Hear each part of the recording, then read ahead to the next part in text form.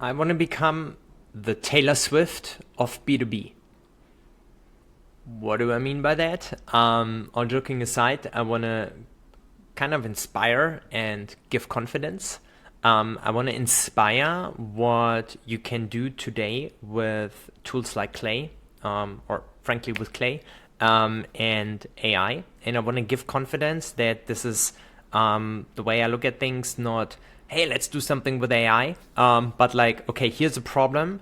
How can we solve the problem? And AI is part of the answer to that.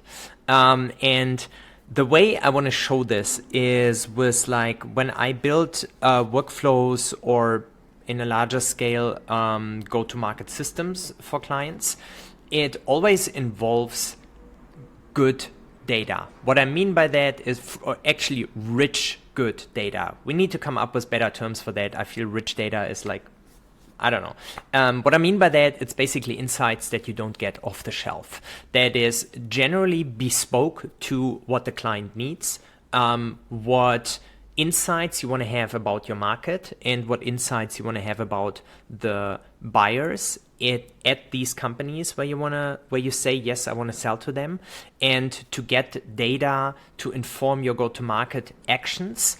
That is not just the off-the-shelf software company in North America, 250 employees and up, go.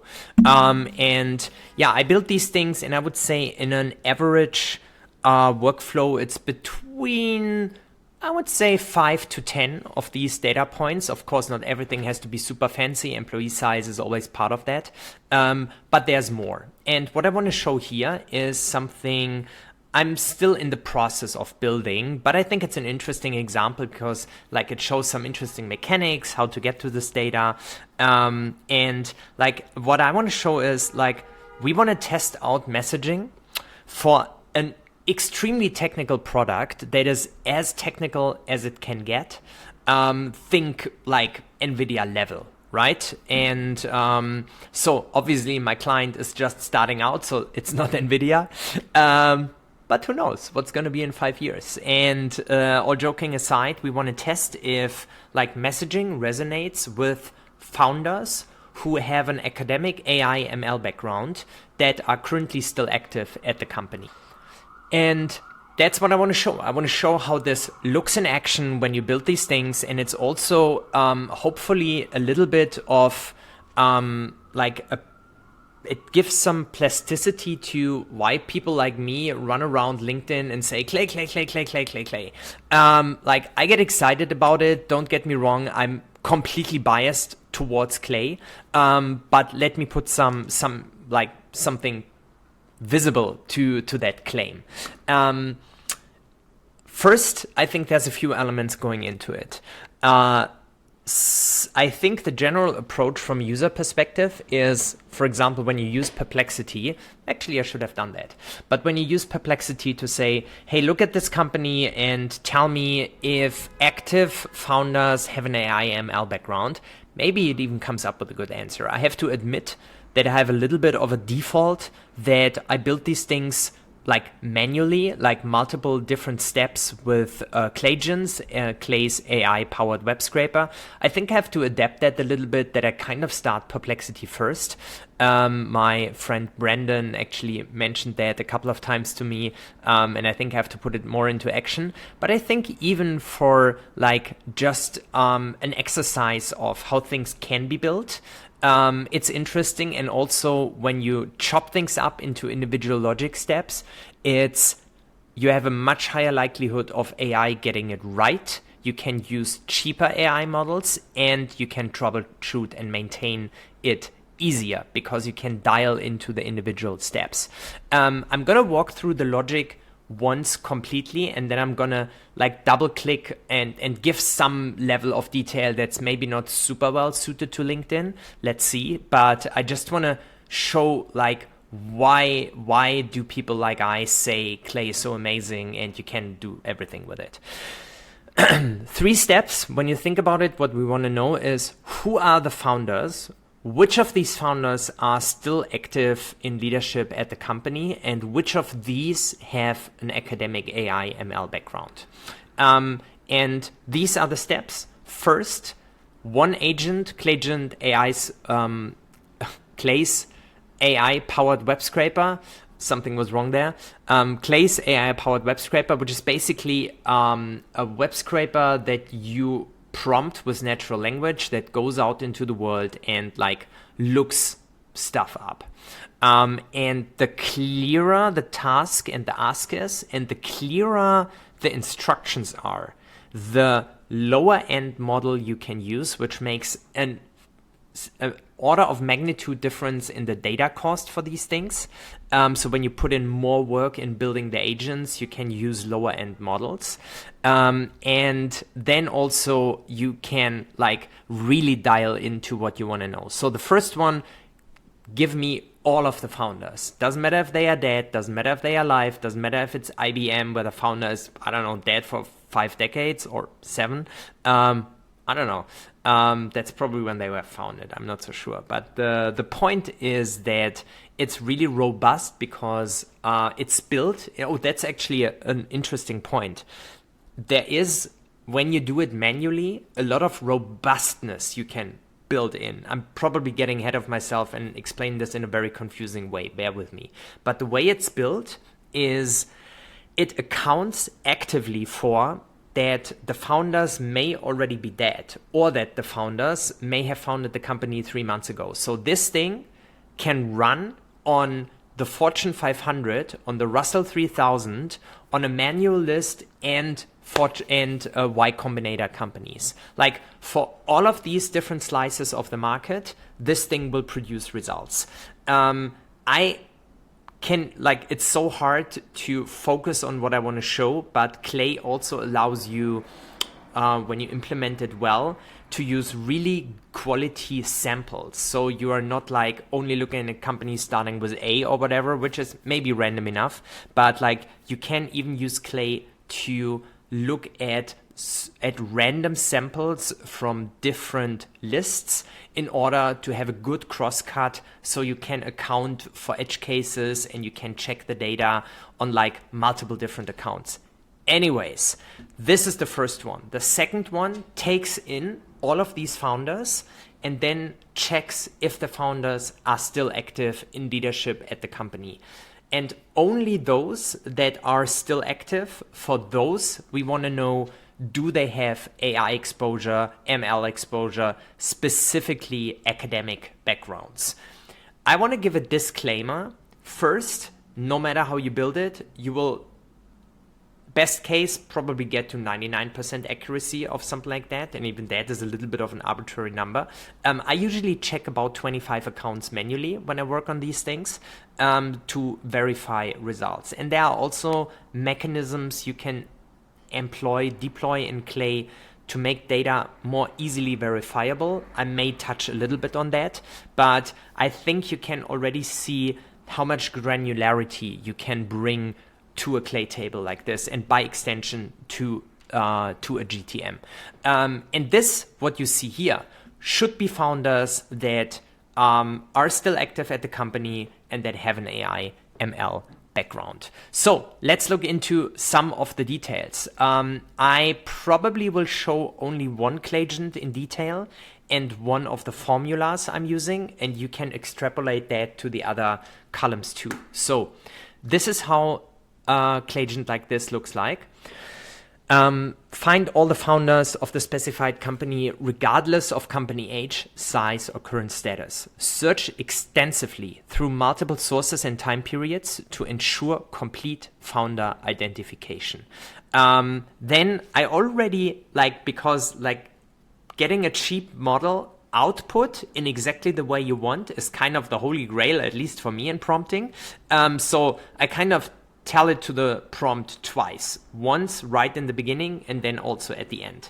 The next thing is that I give it criteria that make a true result. So the founder must be directly involved in the company incorporation, hold a founder or co-founder title, should be distinguished from early employees so that you don't catch founding GTM engineer or whatever, and identified regardless of current status, active, inactive, deceased. I want all of the founders. There is very little ambiguity in here. Language is never language is not binary, but this takes away a lot of the things AI could get wrong because a person could get it wrong. When you ask, tell me all of the founders, maybe there is an implicit assumption that you would only want to know currently living founders. I don't know. It's just a thing that's open if you don't codify it. This is one thing. Then exclude early employees, mistakenly called founders, post-acquisition leadership, board members not involved in founding, things like that.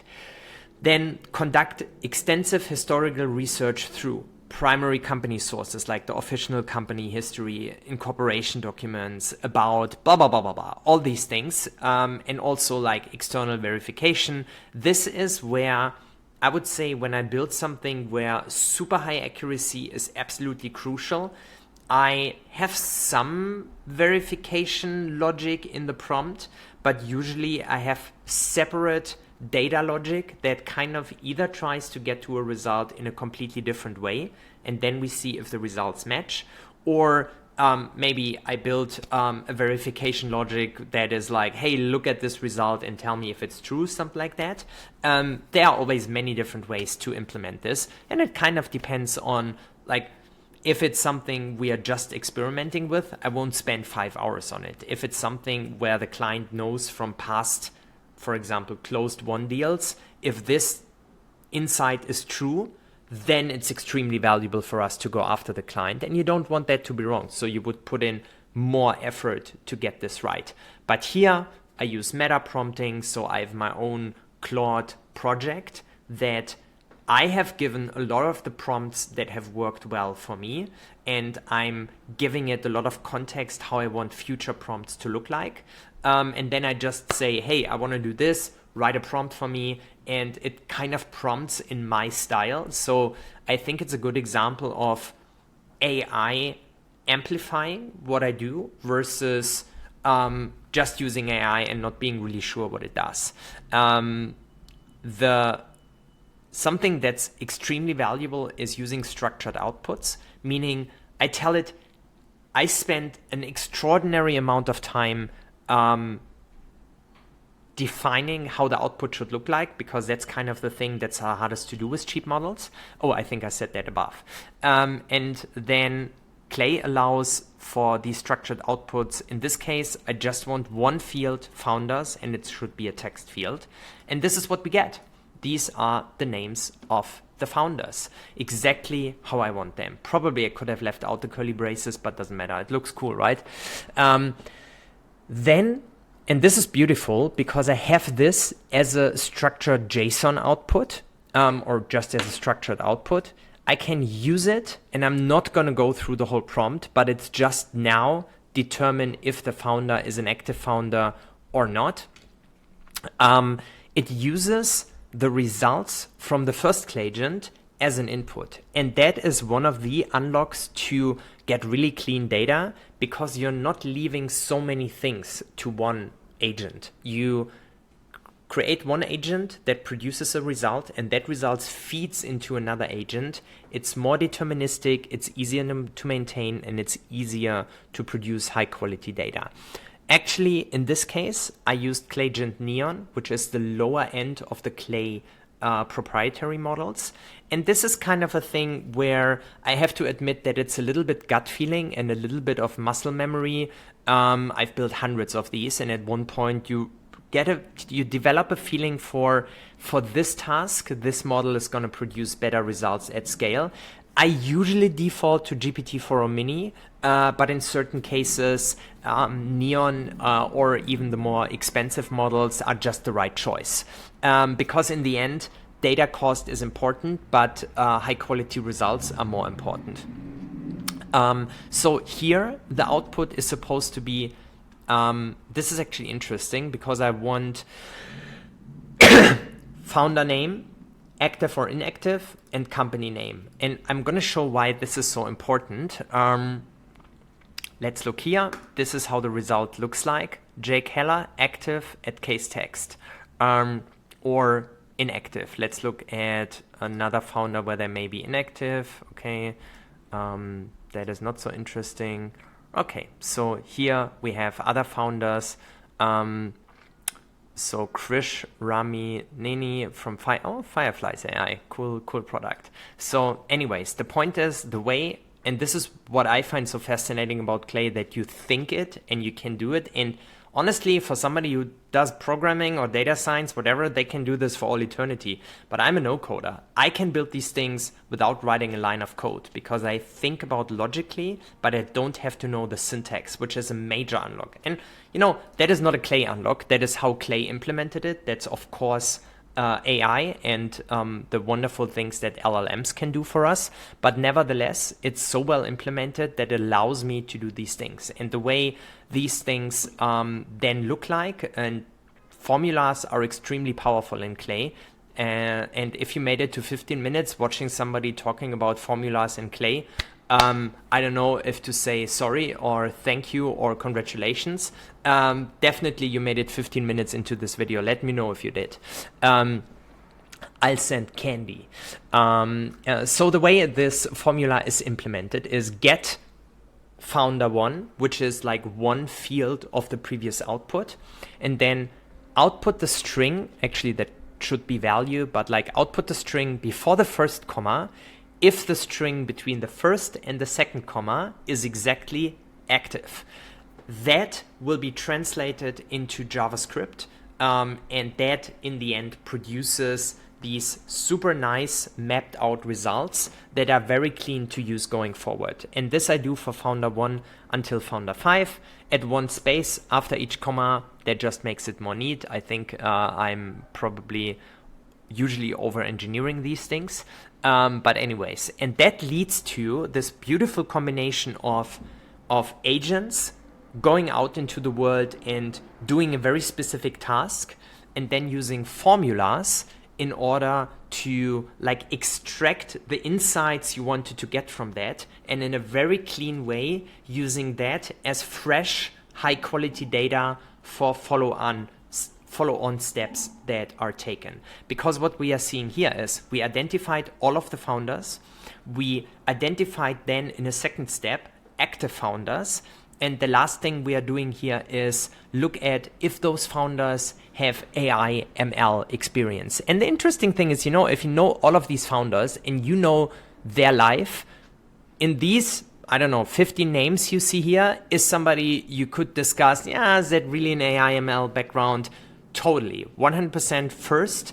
I built this thing with my understanding of this and with the help of AI, somebody who can define better the question to ask would probably produce even higher quality results. That is the trade-off that you have. I know how to use Clay. I don't know all the target markets of my clients, so we have to try to combine all of these skills.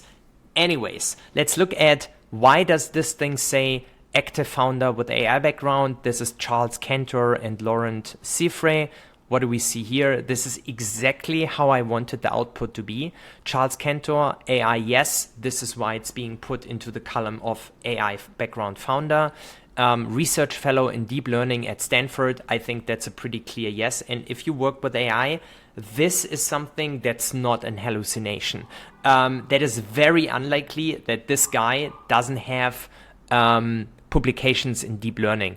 We also have Laurent Cifre, AI, yes, Here you see more details, and you also have the sources that this information is coming from. Let's just do one check. Charles Cantor. Charles Cantor. Interesting. H company. That looks like him, and that looks like definitely AI background. No surprise, this was not super risky to open this up, and you can go, and I do go to this list. I usually try to verify 20 to 25 accounts. But anyways, what you got here, and just use that as a stand-in for incredibly rich, incredibly bespoke insights. You can use that for outbound experiments. So we're gonna come up with copy that speaks to exactly that background, and we're going to see if that opens up a line of communication, if it gets responses, because we are selling this super highly technical product, and we have the hypothesis that this will resonate with that type of founder. And we're going to try. Even if that experiment fails, then we know. And of course, you want to come up with the best experiments for that. But my goal with building these things is to provide a platform, basically meaning a clay workflow, that is built in a modular way where you can then plug in other data points that could feed into scoring. I know scoring is a big beef, but whatever, basically a system that prioritizes leads. So a lead or a company where the founder has an AI background is prioritized over a company where the founder doesn't have an AI background, because this is the campaign that we are running. And use that as a stand-in for whatever you would want to know about your market or about the personas in that market. And here you have it, super dialed in, very bespoke, and especially the way you can build it in Clay at extremely low data acquisition cost, which doesn't make a difference for a micro campaign when you like send it to 100 people, all cool. But once you want to scale that to a TAM, the difference I'm talking about is paying $2,000 for data enrichment for 1 or 2 data points versus paying $150 for it. I usually save about 40x in data costs the way I build workflows versus what would be the off-the-shelf way of building that workflow. I don't know anybody who would sit through 21 and a half minutes of somebody who claims to be Taylor Swift and looks like me, and talks like me and can sing. I don't know. I hope this was valuable to somebody. If somebody liked that, it was worth it. Hit me up if you have questions.